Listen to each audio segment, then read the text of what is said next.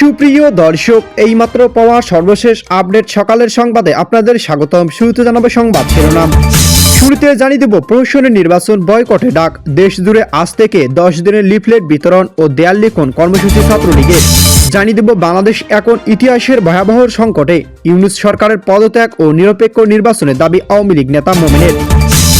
জানিয়ে দেব হাওয়া ভবন চাঁদাবাজে টাকা ফেরত চায় চাঁদাবাজকে রাষ্ট্রীয় প্রোটোকল কেন, প্রশ্নের মুখে তারেক রহমান। এদিকে পোস্টাল ব্যালট প্রবাসীদের নিরাপত্তা ঝুঁকিতে কাকে ভোট দিচ্ছেন জানবে সবাই, থাকছে না ভোটের গোপনীয়তা।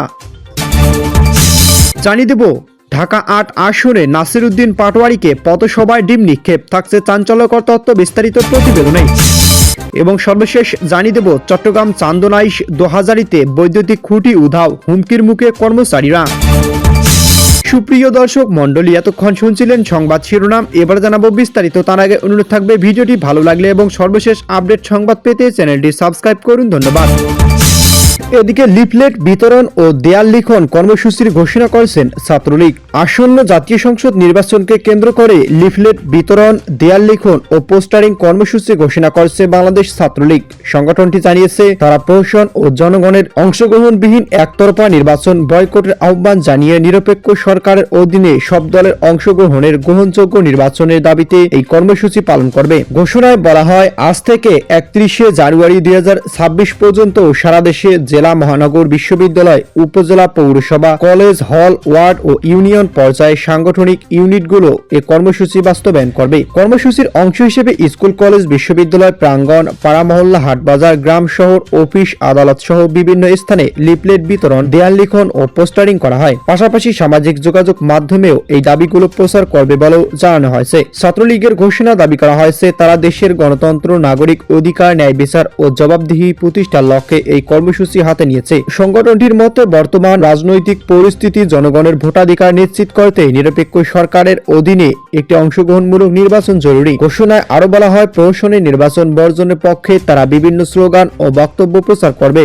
এর মধ্যে রয়েছে প্রহসনের নির্বাচন বয়কট করবে জনগণ, ভোট আমার অধিকার, ভোট কেড়েছে দখলদার ইউনূস এবং সকলে দলে অংশগ্রহণ, নির্বাচন নয়তো প্রহসনের অংশ নয়। ছাত্রলীগ সংগঠনটি তাদের নেতাকর্মীদের প্রতি কর্মসূচি বাস্তবায়নের জন্য জরুরি ভিত্তিতে প্রস্তুতি নেওয়ার নির্দেশনা দিয়েছে। বাংলাদেশ এখন ইতিহাসের ভয়াবহতম সংকটে, ইউনূস সরকারের পদত্যাগ ও নিরপেক্ষ নির্বাচনের দাবি। বাংলাদেশের সাবেক পররাষ্ট্রমন্ত্রী ও জাতিসংঘের বাংলাদেশ সাবেক স্থায়ী প্রতিনিধি ডক্টর এ.কে.এম. আব্দুল মোমেন অভিযোগ করেছেন যে বাংলাদেশের বর্তমান ইতিহাসের অন্যতম ভয়াবহ সংকটের মধ্য দিয়ে যাচ্ছে। ডক্টর মোমেন তার বক্তব্যে বলেন, ডক্টর ইউনূস নামমাত্র নোবেল বিজয়ী, কিন্তু বাস্তবে তিনি একজন চরম দলীয় ও বিভেদ সৃষ্টিকারী শাসক। তার শাসনামলে দেশ অর্থনৈতিক ধস, অরাজকতা এবং চরম আইনহীনতার দিকে এগিয়ে গেছে। আগামী 12 ফেব্রুয়ারি 2026-এ অনুষ্ঠেয় নির্বাচনকে প্রহসনমূলক আখ্যা দিয়ে ডক্টর মোমেন বলেন, দেশের বৃহত্তম রাজনৈতিক দল আওয়ামী লীগকে বাদ দিয়ে নির্বাচন গ্রহণযোগ্য হবে না। মিডিয়া রিপোর্টের বরাতে তিনি দাবি করেন, এখনো আওয়ামী লীগের প্রতি প্রায় 70% মানুষের সমর্থন রয়েছে। সংকটে নিরসনে ডক্টর মোমেনের আন্তর্জাতিক সম্প্রদায়ের প্রতি আহ্বান জানিয়ে 5টি সুনির্দিষ্ট দাবি পেশ করেন।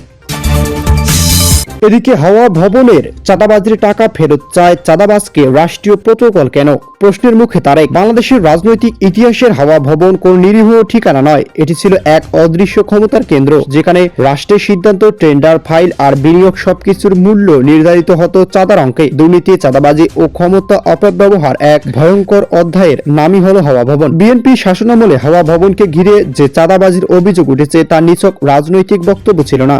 ব্যবসায়ী, ঠিকাদার, বিদেশি বিনিয়োগকারী থেকে শুরু করে সরকারি কর্মকর্তা, কর্মচারী প্রায় সবই কোনো না কোনোভাবে এই চাঁদা সংস্কৃতি শিকার হয়েছে বলে অভিযোগ রয়েছে। টেন্ডার পেতে হলে চাঁদা, ফাইল চালাতে হলে চাঁদা, এমনকি বিদেশে থেকে বিনিয়োগ আনতে দিতে হতো হাওয়া ভবনকে খরচ। আর এই অদৃশ্য সাম্রাজ্যের নেতৃত্বে ছিলেন তারেক রহমান, এমন অভিযোগ বহুবার উঠে এসেছে। আজ সেই পুরনো ক্ষত নতুন করে সামনে এনেছে মুফতি ইজাজান চৌধুরী। তিনি প্রকাশ্যে দাবি করেছেন, হাওয়া ভবনের নামে তার কাছ থেকে এবং তার মতো শতাধিক ভুক্তভোগীর কাছ থেকে জোরপূর্বক চাঁদা আদায় করার টাকা এখন ফেরত দেওয়া হয়নি। এদিকে পোস্টাল ব্যালট নিয়ে সাবধান, নতুন গোপনীয়তা নেই, আপনি কাকে ভোট দিচ্ছেন জানবে সবাই, ব্যালটের নাম পরিচয় উল্লেখ করতে হবে। নির্বাচন কমিশনে ঘোষিত পোস্টাল ব্যালট প্রক্রিয়া বড় ধরনের গলদ ধরা পড়েছে, যা প্রবাসী ভোটার এবং নির্বাচনী দায়িত্বে থাকা সরকারি কর্মকর্তাদের আতঙ্কের মধ্যে ফেলেছে। ভোটারদের গোপন ভোট বা সিক্রেট ব্যালট হলেও পোস্টাল ব্যালটে তা গোপন থাকবে না। সম্প্রতি প্রকাশিত পোস্টাল ব্যালট নির্দেশাবলী অনুচ্ছেদে স্পষ্টভাবে উল্লেখ করা হয়েছে যে ঘোষণাপত্র ভোটারকে যথাযথভাবে ব্যালট পেপার, ক্রমিক নম্বর, নিজ নাম এবং জাতীয় পরিচয়পত্র এনআইডি নম্বর উল্লেখ করতে হবে এবং স্বাক্ষর করতে হবে। এখানেই সৃষ্টি হয়েছে মূল বিতর্কে। নির্বাচনী বিশ্লেষকদের মতে এই প্রক্রিয়াটি ভোটের গোপনীয়তা কফিনের শেষ প্যারে ঠুকে দিয়েছে। একজন ভোটার যখন একই কাগজ তার নাম, এনআইডি এবং ব্যালট পেপারে ক্রমিক নম্বর লিখে জমা দিচ্ছে, তখন সংশ্লিষ্ট কর্মকর্তারা সহজেই শনাক্ত করতে পারবেন কোন ব্যক্তি কাকে ভোট দিয়েছেন। ব্যালট পেপারে ট্র্যাকিং নাম্বার এবং ভোটারদের ব্যক্তিগত তথ্য এক জায়গাতেই থাকা, কে কোন মার্কায় সিল দিয়েছেন তা বের করা 1 মিনিটের ব্যাপার। এদিকে ঢাকা ৮ আসনে নাসিরউদ্দিন পাটোয়ারির পথসভায় পচা ডিম নিক্ষেপ। ঢাকা ৮ আসনে 10 দলীয় জোটের প্রার্থী নাসিরউদ্দিন পাটোয়ারির পথসভায় চলাকালে ডিম নিক্ষেপের ঘটনা ঘটেছে। রাতে নির্বাচনী প্রচারণা অংশ হিসেবে আয়োজিত ওই পথসভায় এ ঘটনা ঘটে। ঘটনার একটি ভিডিও সামাজিক যোগাযোগ মাধ্যমে ছড়িয়ে পড়েছে। ভিডিওতে দেখা যায় পথসভা চলাকালে ওপর দিকে একাধিক ডিম নিক্ষেপ করা হয়, যা সমাবেশ স্থলে মুহূর্তের জন্য উত্তেজনা সৃষ্টি করে। এই সময় পরিস্থিতি নেতাকর্মীরা প্রতিবাদ জানিয়ে বিক্ষোভ স্লোগান দিতে থাকেন। পরিস্থিতি নিয়ন্ত্রণে নাসিরউদ্দিন পাটোয়ারিকে নেতাকর্মীদের শান্ত থাকার আহ্বান জানান এবং ধৈর্য ধারণের কথা বলেন। ঘটনার পর তাৎক্ষণিকভাবে কেউ আহত হয়েছে কিনা বা কারা এই ডিম নিক্ষেপ করেছে সে বিষয়ে নিশ্চিত তথ্য কোনো পাওয়া যায়নি। এই ঘটনা এলাকায় আলোড়ন এবং চাঞ্চল্যকর সৃষ্টি হয়েছে।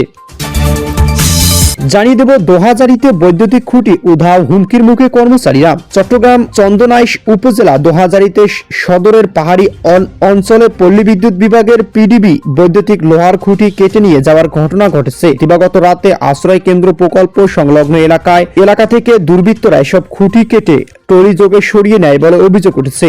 সরজমিনে দেখা যায় বিভিন্ন যন্ত্রপাতি ব্যবহার করে বৈদ্যুতিক লোহার খুঁটিগুলো কাটা হয়েছে। স্থানীয়দের ভাষ্য অনুযায়ী রাত আনুমানিক 9টার দিকে লোহার কাটা মেশিন দিয়ে দীর্ঘ সময় ধরে খুঁটি কাটার শব্দ শোনা যায়। শব্দ শুনতে আশপাশের লোকজন এগিয়ে এলে সংশ্লিষ্ট ব্যক্তিরা জানান দিনের বেলায় অফিসে ঝামেলা থাকায় তারা রাতের কাজ করছেন। প্রত্যক্ষদর্শীরা জানান খুঁটি বহনের ব্যবহৃত ট্রলি চালক ও তার সহযোগী নিজেদের পিডিবি নির্দেশে কাজ করছেন বলে দাবি করেন। তারা বলেন পিডিবি একজন কর্মকর্তা বেলালের নির্দেশে খুঁটিগুলো নিয়ে যাওয়া হচ্ছে, তবে এর বাইরে তারা বিস্তারিত জানে না কিছুই বলেও জানান।